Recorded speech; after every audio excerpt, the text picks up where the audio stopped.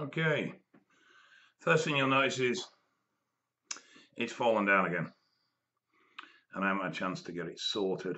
But obviously, you hadn't had much off me last week or so. I've been quite busy, so I thought I'd let you know what happened at the ACMD. So the event was held at the Oval Cricket Ground in London, in one of their conference rooms. Now the ACMD, I think the committee is about 12 or 16 people. I'm not entirely sure on the numbers. And it's made up from various people. The chairman is a professor of psychology. I know Jim McVeigh's on there, who's director of Public Health Institution at John Moores University Hospital in Liverpool. And there's a few other health professionals and people of that nature. Now, this particular, I believe they have a committee depending on what drug subject they're dealing with, and some members may change. So this is the one that's specific to image and performance enhancing drugs. So the day was made up of 7 speakers. Each speaker had about 30 minutes, and then there was a very short Q&A afterwards, and then there were 2 open Q&A sessions within the day. Members of the public were invited to attend, but they had to register interest beforehand because it was limited numbers. And there was a couple of there was a website there that deals with predominantly drugs in sport, I believe, and there was The Guardian. Now, my information was that The Guardian were printing the story the next day. It would appear, that hasn't happened. So I don't know what's happening there. But the first speaker was John Campbell, who runs the Glasgow clinic, the steroid clinic up in Glasgow. Very, very good clinic. Very popular, very well manned, good level of knowledge. And they do a lot of blood testing. I missed his presentation, but I have been informed of some of the key parts of it. One part was that he'd had, I think it was 18 or 20 users that were spending between £200 and £400 a month on growth hormone. He had them tested, and only 2 showed elevated growth hormone levels. Now, this was in contradiction to some information that came later, which I'll get to in a minute. And his general consensus was that there wasn't a lot of support out there in getting a message across of support to people. So he'd gone to gyms, asking them to put posters up about some of the harms associated with usage. And they all said they would, but none of them did. And he struggles to engage. And he reckons his engagement is less than 5% of users. Now, the next person up was a guy called Pat Myhill. He was from UKAD, UK Anti-Doping. Now, they openly called for a legislation change. They went through our history in Olympic Games, how they used a shot put as an example, and they showed how the winning length was upping continuously, and then when testing was introduced in the 80s, how it dropped, and how it's been up and down a little bit ever since. Now, UCAD have a £5 million a year budget. Now, they tested everybody that ran the London Marathon, did use all their budget up and still won't have enough money to finish the testing. So, they don't have a great deal of funding. They also don't have any power. And they'd worked with UK Border Force, and they'd identified something like 351 or 359 addresses that raw powders parcels were coming through. But UK Border Force only work on steroid-related parcel delivery 2 days a month. It's not a priority. So what they were shouting about was that they wanted a banning of personal importation. Now, at the moment, it's illegal to import them through the post, but it's still legal to bring them in on your person. Now, what they're shouting for is a banning of being allowed to bring them on the person. They came under a lot of flack for this when it was open questions, and the fact that everyone felt that this change in legislation wouldn't do anything at all. It was also commented that the change in legislation to ban importation coincides with the boom in UGLs. Now, though I do think that that may have had a mild impact, the fact is the raw powders still have to be imported. So it obviously hasn't been that a dramatic impact. And I actually think the UGL boom is more down to cost pricing. It's cheaper than the imported stuff. But anyway, the general consensus was that legislation changes can do no good whatsoever. The next person up was Colin Gibson. Now, Colin Gibson used to work for the NCA, the National Crime Agency, and he's been their lead steroid expert for the last 8-10 years. Me and Colin have met in a professional status. We've battled it out against each other in the courtrooms. Not a bad guy, to be fair, and definitely different now he's not working for the police. He basically was showing stats and figures that seizures, or no, sorry, not seizures, lab cases have increased massively. And when he used to get 1 or 2 a year, he was now getting 1 or 2 a week, or at least getting queries about them 1 or 2 a week. But resource and everything else meant that, only the major ones were followed up on. And the general consensus across the board was that the police don't have the interest, the knowledge, or the resources to really enforce the current legislation, let alone anything new. He wasn't for any legislation change. He felt that it was unnecessary. But he did recognise that usage was on the growth, and that production was on growth, and that in his findings, which contradicted John's, pretty much all the growth hormone seizures that they'd done, it was the real stuff. It was genuine growth hormone. He got a few little bits and bats wrong about pricing, about profit margins, and about the actual manufacture, but it wasn't really relevant in the situation on the points he was making. The next person up was Dr. Linhini Ginavardhana, I think is how you say her last name, and she is quite high up in CGL. CGL is one of the largest needle exchange networks. In fact, they've taken over the contracts for quite a lot of places and are currently about to take over the contract for Bradford. And for those who don't know, Joseph Keane, that runs Bradford, runs a very good clinic over there as well. Her stats are showing no real rise in users, but she openly admits that they're failing to engage with people and that their service doesn't offer anything of any relevance to users, and as a result their interaction is poor, and they have literally basically zero uptake on what they class as their rehabilitation plans, which is basically to get people to stop using. So not the best of speakers, very boring presentation, and not really much come out of it apart from the fact that they as a company are failing to engage. I might add that Pat from UCAD, I actually felt a little bit sorry for him because he got a little bit hammered. I got a pop at him about the number of athletes using, which he did not want to answer. Well, he didn't answer. He refused to answer it. Said it was irrelevant, which it wasn't. And he very much looked like the man that had got the short straw in the office and ended up having to do the presentation. I might add that it would appear that him and very many of his colleagues are quite passionate about what they do. They're quite passionate about trying to catch athletes that are cheating the system. But as I said to him, you're a toothless tiger. You're a PR move. You don't really exist to fulfill your role. You exist so that the government can turn around and say, we're doing something about doping in sport.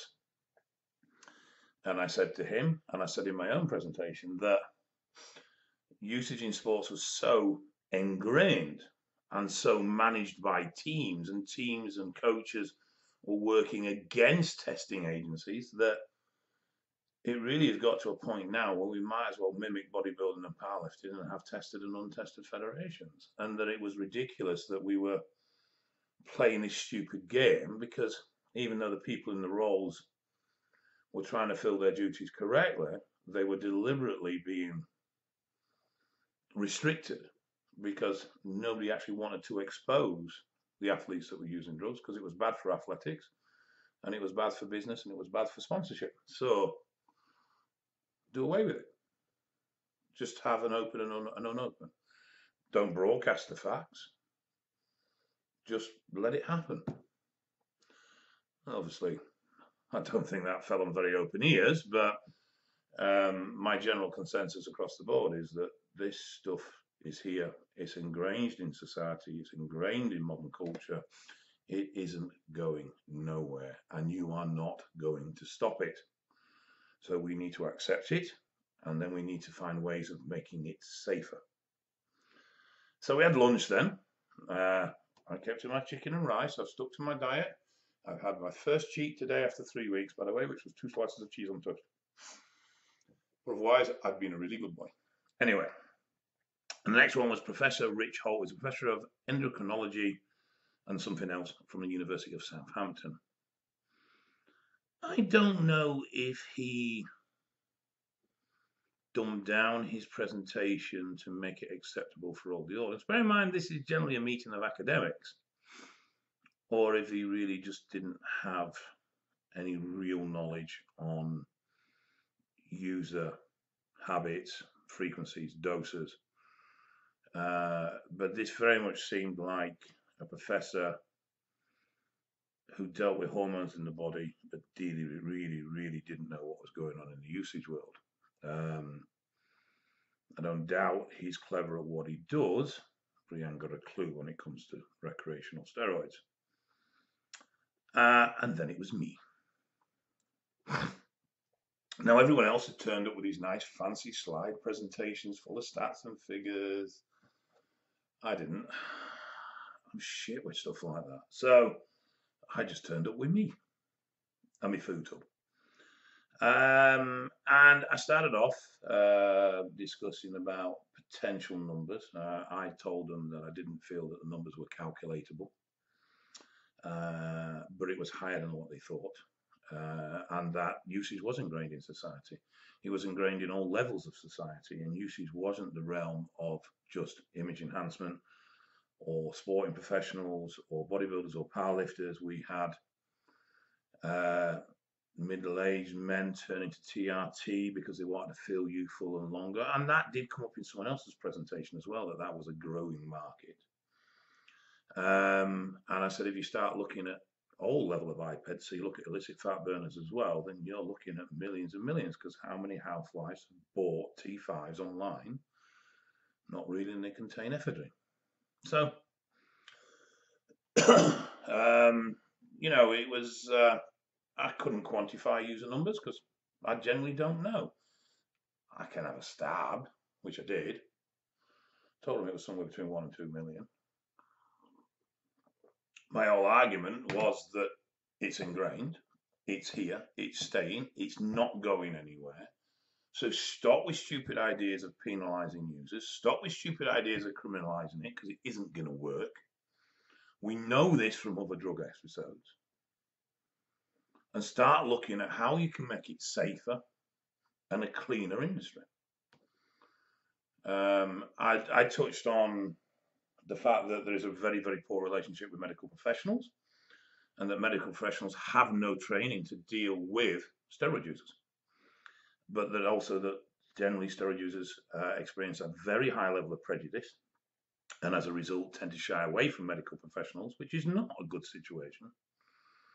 But also that medical professionals aren't in a position to give quantifiable advice because they don't know, because their knowledge and training is based around the normal endocrine system and those hormones. It's not based around someone presenting, taking 2.5 grams of fucking gear a week and growth hormone and insulin as well.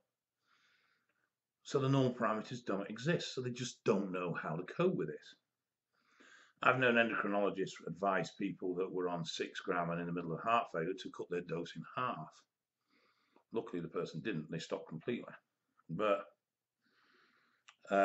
so we talked about this. We talked about the lack of healthcare available and the prejudice within the healthcare system. I went into great length about the fact that if I present to a GP with androgen-induced shutdown, that I'm going to be offered TRT, when in fact PCT may fix my problem, but currently it's not available on NHS, and that's what we are doing is creating at the expense of the taxpayer, a large number of lifelong steroid users. When in certain cases, not all, but in certain cases, a medically controlled PCT with correct testing could actually prevent people having to go on lifelong TRT. But they can't offer that. The drugs are there. The drugs do what we know they do. It's not an out of function, not like gabapentin, where that's used for neural pain and that's a side effect from its antipsychotic properties. We're using the drugs as they intended to do, just using them for a different treatment. So I said that should be looked into, and that in general the health system needed to sort their arse out, along with the needle exchanges, because I said the needle exchanges have nothing to offer of value. I said, apart from a few, Sheffield, Bradford and Glasgow being the main ones, I said Manchester's gone down the toilet because they've lost the funding. I said the vast majority of these establishments have nothing to offer a user. And I was quoted quite heavily in some online stuff afterwards. What I actually said was that from a user's perspective, a user's attitude is, I'm not going to the smackhead clinic to get my needles when I can buy them online for £7. Because the other thing is, obviously, I explained that when you go to needle exchange, generally you're limited to 20 or 30. You can get a box of 100 online for £7 odd. So why would I drive all the way into town, pay for parking, struggle with parking to go into the smackhead clinic? Because that's what it's known as. That's what it's viewed as. And most steroid users don't view themselves as drug users. They don't view themselves as drug abusers. So they don't see that they fit in this service. And I said that the offer needs to be more attractive and it needs to be more useful. They need to offer things like viable blood testing, but they also need to offer advice that is relevant. Advice about non-aspiration and being judgmental on someone's choice of drug use is not working. It's putting people off. Therefore, they're not seeking the service, and therefore they're not being monitored, and therefore you can't watch for health issues. So I explained that a high level of training needed to go into these frontline establishments if they were going to offer a service that was attractive to a user and beneficial to a user. I then mentioned that the military had previously had a very stringent testing protocol and a very good education plan, and they've stopped it all because of numbers, because they're losing too many staff and they can't afford to lose any more. I said, but the problem is now this has created a really strange situation because it's against the rules, but the lads know they're not getting done for it if they get caught. So it's almost encouraging usage. But then when the lads get a problem, they know they can't seek medical advice within the military because they still fear that if they approach them and say, look, I've been using steroids, that it'll be a slam dunk and they're going to get in trouble for it. So it's created this weird situation. I explained I didn't care what they did either one way or the other, but the fact was that it needed to be concise and it needed to be consistent. Though I did say, and I'll say this now, that I think that Trenbolone use definitely is dangerous of anyone that's handling a firearm. I have seen some very severe psychotic breaks with Trenbolone. I have seen people just get to the point where they just don't give a shit anymore about anybody or anything. Severe anxiety and paranoia, they're definitely not traits you want appearing in someone who's got a gun in their hand. We then went on to police, and I said that the police level of usage was actually probably a lot higher than people realised. I cited an example of a service that earmarked 36 people for testing. When the first 2 failed, they stopped all testing. I also mentioned to them that their justification for testing was intelligence-led, and one of the pieces of intelligence that was quantified as being severe enough and substantial enough to warrant testing an individual was this.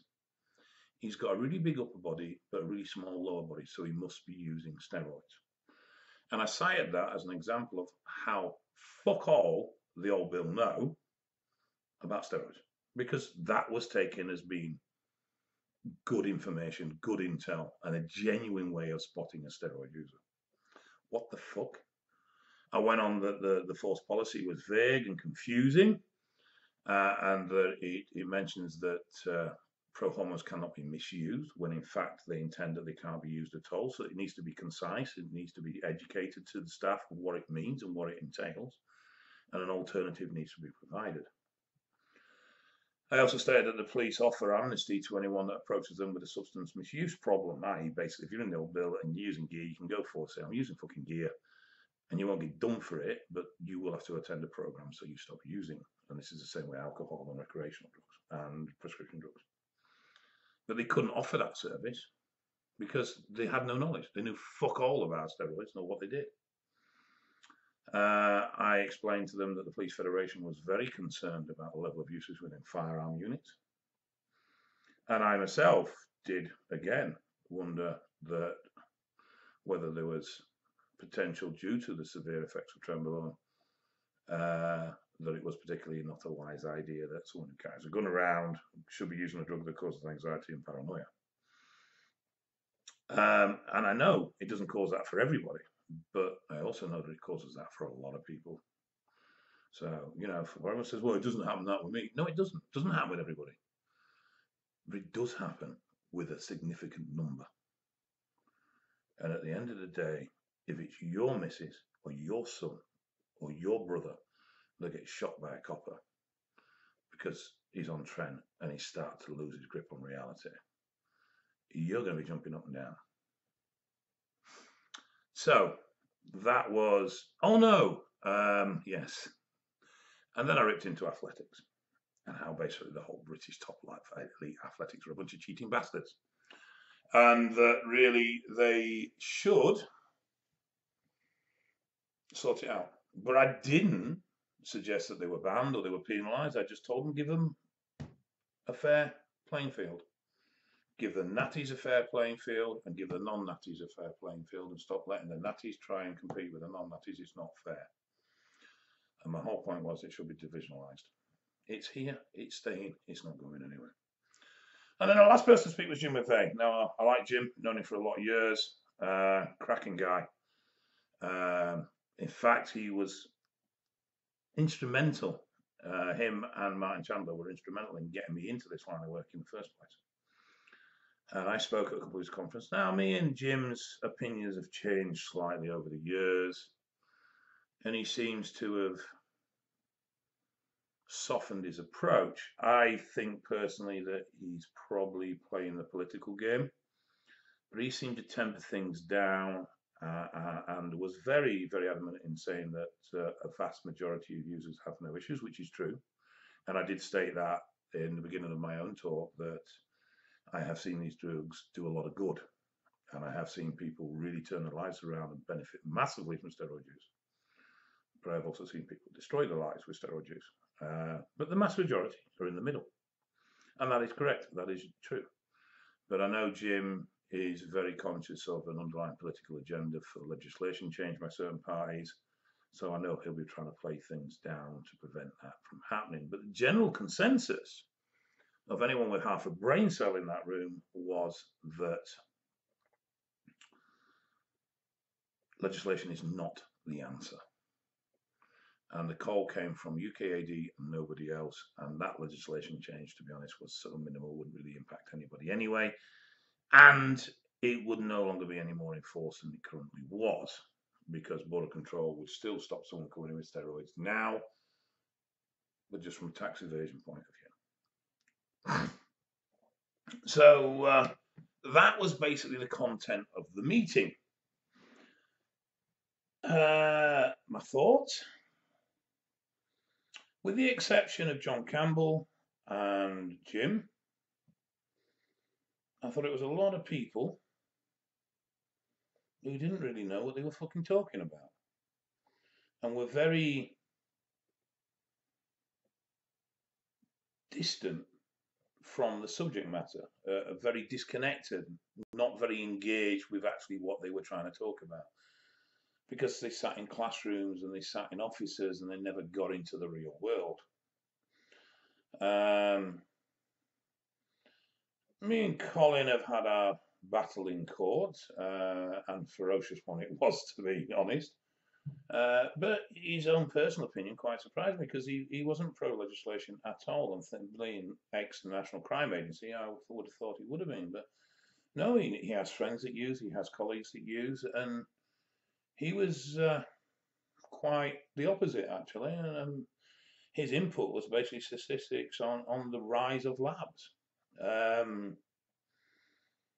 He did say that most labs generally do produce a reasonable product, and that the marketplace does generally control those labs quite well when it comes to quality of product. But yeah, I mean, what became very apparent was that the board, the chair itself, don't have a clue. They really don't know what's going on. They really don't have a Scooby-Doo about the level of usage for a start. And I don't particularly think that's a good or a bad thing. I know many people don't go to needle exchanges because they don't want the stats recording, because they think when the government finds out there's so many people using it, they'll force them to turn it criminal. But they know that's not going to work. And they know turning 1 million, 2 million people overnight into criminals is not a good thing. And it's an unenforceable law as things currently stand. So I don't really see that on the horizon. So my agenda, and it was echoed by the chair actually, Fabrizio, little Italian man, that they need to learn and understand more. And something that came out across the board in the meeting was that everybody needs more education. Supporting services need to improve, but they also need to be more educated about the service they need to provide, and that there are big holes in various areas. And I actually said that within the military and the police, we are an accident waiting to happen. And that, prohibition isn't doing anything. So we need to educate, we need to inform people so they can make informed choices. And so they realize some of the associated problems with certain drugs, and therefore they can be safeguarded against them. If you know you're using a drug that could send you a little bit, then you have someone keep an eye on you, someone you trust, someone who can be a voice of reason. Oh yeah, the other area I talked about was prisons. The Scottish Prison Service has been quite open and forward about educating the inmate population, but the English prison system was actually in complete denial. And if I go into the prison system as a smackhead, or a coke user, or a weed user, I will be offered some sort of drug support system to cope with my withdrawal. But if I go in as a steroid user, I'm offered none. So there I am, sat in a prison cell, on me Todd, or with some dick I've never met before in my life. I'm suffering from complete shutdown. I've got no test in my body. I've got hormonally induced depression at a very high level, and I'm in a very depressing place.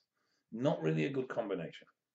So I said, there needs to be support offered. There needs to be some sort of intervention, be it TRT or be it PCT. So that was pretty much it. So to sum up, I asked for the Olympic Games to be untested and to allow druggies to use whatever they fucking want, but to have a secondary Olympic Games or a secondary division within the Olympic Games that was tested for the natties. I asked for improved medical services and understanding. I asked for PCT to be made available on prescription. And I asked for needle exchanges to get the fucking act together and start providing services that are actually worthwhile to a user. I think that was about it. Those sandwiches were shit. That was it. I mean, that was pretty much the day. We were then asked to leave, and the committee met to discuss topics within themselves. I don't know how well I went down. I got a message from Joe Keane at Bradford on the way home that said they needed to hear some blunt truths, Dave. It was really good, and I'm even more impressed that you got the word smackhead and shitstorm into your presentation, because obviously they're not used to those sort of words and language. I've been contacted by a representation from an online website that was there. All websites are online, aren't they? He wants to do an interview with me next week. I've had Colchester Sweat Program contact me. They're doing a big conference next year in April, 150 speakers, I believe, delegates. I'm not quite sure which. And they want me to be one of the presenters there.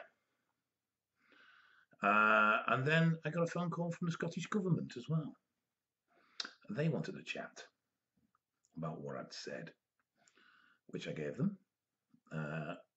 No idea. They just said they may be back in touch again. And the Guardian was there. They introduced themselves. I told the guy if he printed anything bullshit, I'd fucking find him down, hunt him, and hurt him. But the thing is, I've already done a lot of work with the Guardian, which is due out soon. So I'm not sure what happened, because my understanding was it was going to be in the paper the next day. It hasn't been. So the only thing I can think of is they're holding it back because they've got a bigger story on the same subject. Now, this might be in conjunction with the guys that interviewed me at the Northwest Expo. I'm not sure, but for some reason that hasn't hit the press. I do believe there's been a little bit of embarrassment for the old Bill, because basically it's become very apparent that they're doing fuck all about manufacture. Whether that will actually materialize into anything, I doubt, because the bottom line is they still have no fucking resources. They still have no fucking understanding of what they're dealing with. And the danger is that if they go gung-ho, we'll find a lot of users getting pulled up for having 200 D-balls, sent to court, and then getting kicked out of court because it's a complete waste of fucking time. So when they've had a few cases that have gone Pete-tong and cost the public purpose a load of money, they'll soon drop any pursuit of that avenue. So, really, that was it. The report comes out next year. I have no idea if there's going to be any further meeting or any further information. I was thanked for my attendance by the ACMD, and I was asked for feedback. And I said to them that, to be quite frank, I was surprised at the level or the lack of knowledge, considering these are supposed to be people that were experts in their fields. Which I don't think went down too well, but fuck it. So there you go. So I'm going to get this up, and then I might actually expand on some of this in another video. We'll see. Okay, so there you go. Thanks for bearing with me, guys. Sorry I've been so quiet, and I'll get this posted now.